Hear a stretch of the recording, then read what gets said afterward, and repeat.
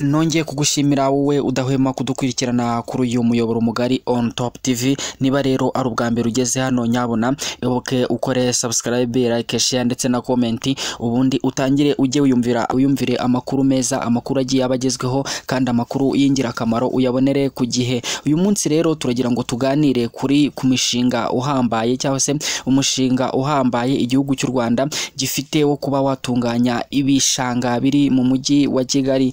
Mu mujyi wa Kigali rero harimo ibishanga bigiye bitandukanye, ariko ikigo cy'igihugu gishinzwe kurengera ndetse no kubungabunga ibidukikije cyatangaje umubare w'ibishanga ndetse n'amazina y'ibishanga agomba kuba yatunganywa, akaba yabasha kuba yafatwa nk'amaparike. Ibi bishanga rero bizatunganywa bihindurwe amaparike ku buryo bizajya bisurwa na ba mukerarugendo, ubundi byinjirize igihugu cy'u Rwanda amafaranga menshi, ndetse ayo mafaranga abashe kuba yakifashishwa mu iterambere ry'igihugu mu bikorwa bitandukanye igihugu kigenda gikora. Ikigo cy'igihugu gishinzwe kubungabunga ndetse no kurengera ibidukikije cyamaze gushyira habona ibishanga bigomba kuba byatunganywa. Ibyo bishanga rero nta bindi ni igishanga cya Gikondo, igishanga cya Rwamara, igishanga cya Rwintare n'igishanga cya Kibumba ndetse n'igishanga cya Nyabugogo. Ibishanga rero uko ari bitanu bigiye gutunganywa bishyirwe ku rwego nk'urwa parike ya Nyandungu.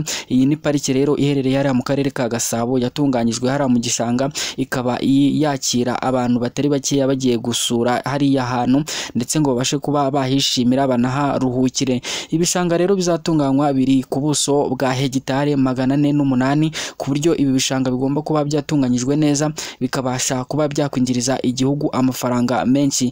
Ni nyuma y'uko rero abaturage batuye hariya hagiye hegereye bino bishanga bagiye bimurwa bakagenda batuzwa ahandi. Ni mu rwego rero rwo kugira ngo batangire gutunganya bino bishanga bishyirwe ku rwego rwo kuba byakurura ba mukerarugendo, byo kuba haba ahantu nyaburanga abantu bagomba kuba basura bakaruhukira.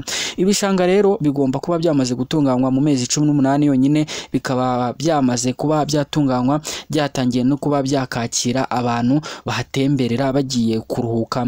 Biteganyijwe yuko rero kugira ngo ibishanga bibashe kuba byatunganywa bishyirwe nko ku rwego nk'urwa parike ya Nyandungu, bizatwara akayabo ka miliyoni 80 z'amadolari y'Amerika kugira ngo bibashe kuba byatunganyijwe bimeze neza, ku buryo bigomba kuba byatangira kwakira abantu babisura babigana bagamije kuruhukira muri ibyo bice. Ibi bishanga rero bizatunganywa ku buryo hazashyirwamo inzira z'abanyamaguru, hagashyirwamo inzira z'abantu bagendera ku magare cyangwa se aho amagare agomba kuba yanyura, bubakemo amazu azajya atunganyirizwamo ibiribwa ndetse n'ibinyobwa, hubakwemo amazu y'imyidagaduro, ndetse ikindi cy'akarusho nuko bazakoresha imbaraga zituruka ku mirasire y'izuba kugira ngo babashe kuba batunganya bino bishanga neza, n'amashanyarazi azajya akoreshwamo azaba yifashishije imbaraga zikomoka ku mirasire y'izuba. Ibi bishanga rero bigiye kugirwa ahantu heza cyane nk'uko mubibona, mukabona ari ahantu haciriritse, ariko bagiye kubitunganya hahindurwe ahantu heza cyane hazajya hakurura ba mukerarugendo batari bakeya baje kuhasura, baje kuharuhukira, ndetse wafata yuko bazashyiramo n'amahoteli ku buryo abantu bazajya bagenda bakakoreramo ibyo bashaka kuba bakoramo byose, bakaruhukira ndetse bakanahatemberera bakayishimira mu buryo bugiye butandukanye. Bateganya yuko rero muri bishanga hagomba gushyirwamo n'ibikinisho by'abana ndetse n'abana bazajya bakinira, ku buryo mu by'ukuri n'abana bazaba bagiyeyo bagiye gutembera bagomba kubona ahantu bakinira naho baruhukira nyine, nk'uko abana bakunda kuba bakikinira imikino itandukanye. Bino bishanga rero bizongerwamo ibiti by'amoko atandukanye, ubona yuko biri kugenda bikendera. Bazabikura rero mu maparike atandukanye nka parike ya Mukura n'ibindi biti bigiye biri ahantu hatandukanye, bazabizana rero babiteremo kugira ngo babashe no gusigasira amateka, umuco ndetse n'ibimera byo mu Rwanda biri kugenda bizimira. Mu by'ukuri rero uyu ni umushinga mwiza cyane ushimishije abatari bakeya, ushimishije abanyarwanda, kuko mu by'ukuri uzabona yuko amafaranga igihugu cyinjiza anyuze mu bukerarugendo agiye kuzamuka, akaba yakiyongera akajya ku kigero cyo hejuru.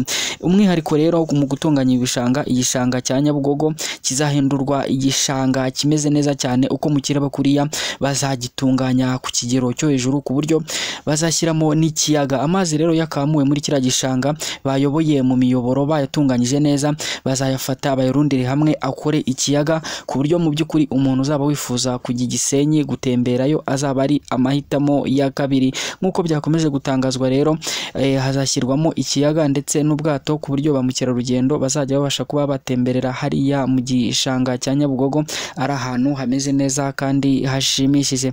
Nk'uko rero mubyumviye byari amakuru twagombaga kuba twabagezaho meza cyane yerekeranye n'ibi bishanga byo mu mujyi wa Kigali bigiye kuba byatunganywa bikagirwa byiza kurushaho. Ngira ngo ngushimire rero we udahwema kubana natwe kuri uyu muyoboro mugari On Top TV, mwibutse ngo ukore subscribe, like, share ndetse na comment kugira ngo amakuru yose ajye yakugeraho 5 kuri 5 uyabone mu ba mbere. Reka ngushimire rero nkubwira ngo ibiganiro byacu nakagaruka, reka dusubire mu biganiro byacu by'ubutaha. Ciao ciao.